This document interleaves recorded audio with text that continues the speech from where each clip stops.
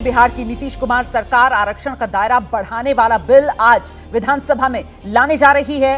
इस बिल में आरक्षण का दायरा 50% से बढ़कर 65% करने का प्रस्ताव है। ईडब्ल्यूएस का 10% आरक्षण कोटा जब मिला दिया जाएगा इसमें, तो फिर बिहार में आरक्षण का दायरा 75% मतलब पहुंच जाएगा। अब सवाल यह कि आरक्षण का ये बिहार मॉडल क्या 2024 की चुनावी टोन सेट करने जा रहा है? इसी से जुड़ा हमारा सवाल, मंदिर वर्सेस मंडल मॉडल 24 का एजेंडा फाइनल है विजय जी? मुझे लगता है एजेंडा बिल्कुल फाइनल है, जो आपने ठीक कहा है, मंदिर का और मंडल का। लेकिन मंडल भी बहुत महत्वपूर्ण है। जातिगत आरक्षण का मसला यदि आगे बढ़ता है तो वो बड़ा मसला होगा, और वो कितना मंदिर उसकी काट दे पाएगा। क्योंकि मंदिर को लेकर जैसे अभी रामकृपाल जी ने भी जिक्र किया कि वो तो टेस्ट हो चुका है, उसका एक बड़ा सेट है, टोन सेट है। और अभी पिछले जितनी एक्सरसाइज वीएचपी ने और बीजेपी ने की है, उसमें अगले 6 महीने वो लगातार मंदिर को लेकर बड़ा काम कर रहे हैं। और उनकी कोशिश बीजेपी की ये रहती है कि वो हिंदुत्व की जब बात करते हैं, हम लोग हिंदुत्व को अलग तरीके से देखते हैं, उनका हिंदुत्व का मसला है कि वो एक अम्ब्रेला में सब लोग रहें। ठीक है, मंडल जो है उस अम्ब्रेला को तोड़ता है। उसी बीजेपी की चिंता केवल वही रहती है। वो जातिवादी के आरक्षण के खिलाफ नहीं है, वो जातियों के खिलाफ नहीं है, ओबीसी के खिलाफ नहीं है, लेकिन उनको डर लगता है कि ये फिर इस सारी चीजों को समेटना मुश्किल है। इसलिए वो हिंदुत्व के एजेंडा के साथ चलना चाहती है।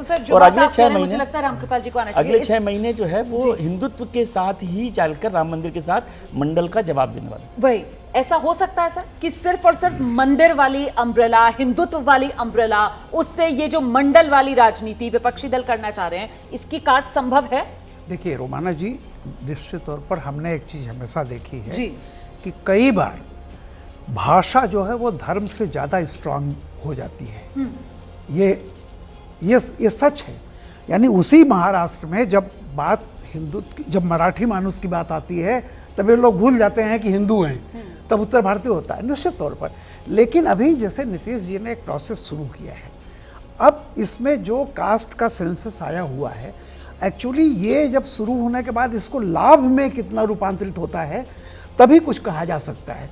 क्योंकि चुनाव, मुझे नहीं लगता है कि चुनाव होने तक इसका कोई गणित या कोई लाभ उन जातियों को मिलेगा। सर लाभ तो बहुत दूर की पड़ी है सर। अभी तो ये मामला विधानसभा से पास हो जाएगा, उसके बाद गवर्नर के पास जाएगा, फिर इसको चैलेंज किया जाएगा यकीनन कोर्ट में भी। लेकिन सवाल मेरा ये है कि चुनाव 24 चुनाव जो सामने है, उसमें क्या सिर्फ और सिर्फ मंदिर मॉडल जो बीजेपी जिसको आगे लेकर चल रही है, जिसके लिए विजय जी बता रहे हैं, आप सभी बता रहे हैं कि कैसे वीएचपी की पूरी तैयारी है कि चुनावी माहौल के समय पूरा मंदिरमय माहौल को कर दिया जाए। मंडल की काट मंदिर से संभव है या नहीं? मंडल का जवाब मंडल से ही देना जरूरी होगा।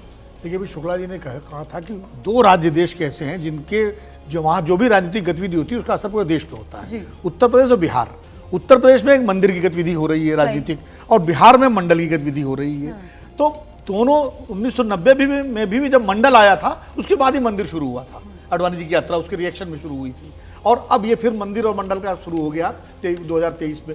मुझे लगता है कि दोनों मुद्दे एक दूसरे को काटेंगे, और कैसे काटेंगे ये देखना दिलचस्प होगा। जैसे अम्ब्रेला की बात हुई, अम्ब्रेला में वो तीलियां होती हैं जो जिन पे पूरा छाता टिका होता है, और जो जातियां हैं वो तीलियां हैं। तो वो तीलियां अगर बिखर गई तो निश्चित रूप से वो अम्ब्रेला बिखर जाएगा। लेकिन अगर तीलियों को साधे रहा जाए तो वो अम्ब्रेला बना रह सकता है। नहीं, वो जो अम्ब्रेला और आप लोग बार बार छतरी और तीलियों की बात कर रहे हैं, उसी से जुड़ा एक सवाल दिखा देते हैं ना दर्शकों को। सवाल हम ये लेकर आए कि साहब, ये जो हिंदुत्व की छतरी है, ये जाति कार्ड पर क्या भारी पड़ेगी?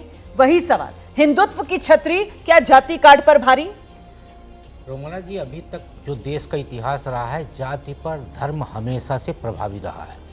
रिकॉर्ड देख लीजिए, जाति पर धर्म प्रभावी रहा जी। ठीक है, उसका कारण एक तो आप देख लीजिए मंदिर आंदोलन को।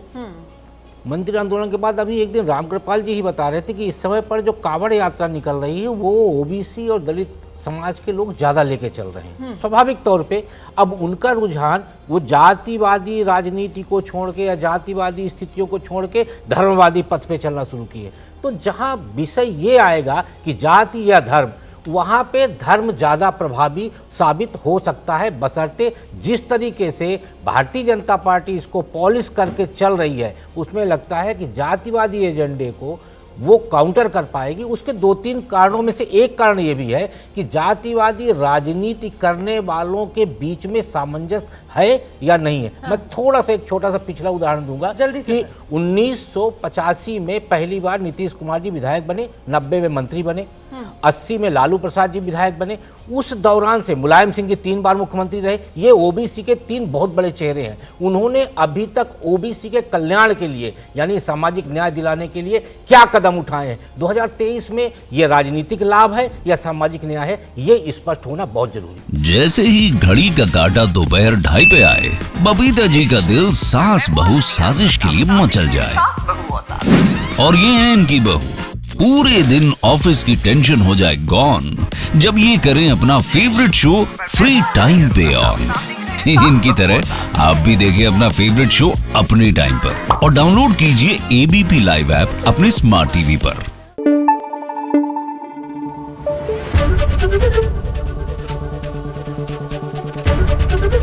एबीपी न्यूज आपको रखे आगे।